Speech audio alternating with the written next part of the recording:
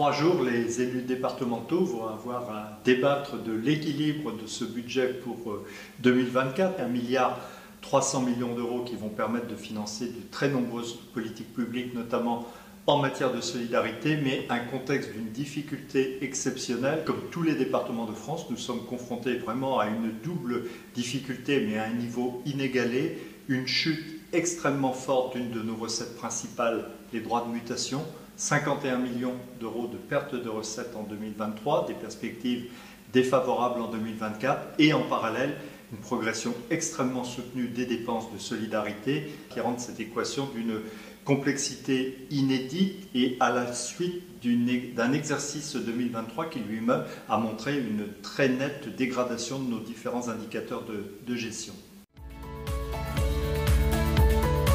Pas de renoncement, une stabilisation et bien sûr le financement de toutes nos dépenses obligatoires, notamment dans le domaine de l'action sociale.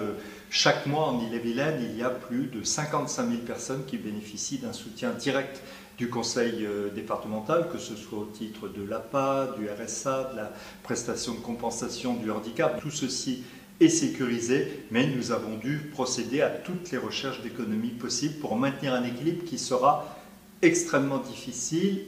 Avec la contrainte, nous n'avons plus d'autonomie fiscale et donc une très forte dépendance à la conjoncture économique nationale, donc beaucoup de facteurs d'incertitude. La lisibilité, malheureusement, c'est ce qui nous manque fondamentalement et le récent rapport de la Cour des comptes sur la situation de l'équilibre des budgets des collectivités montrait que les départements ont besoin de ressources stables et lisible. C'était le cas avec le foncier bâti, ça ne l'est plus aujourd'hui. La question du vieillissement de la population est inéluctable, c'est des sujets qui sont devant nous. Bien, en face, il faut des ressources qui soient aussi stables, dynamiques, avec un pouvoir de taux pour les assemblées départementales.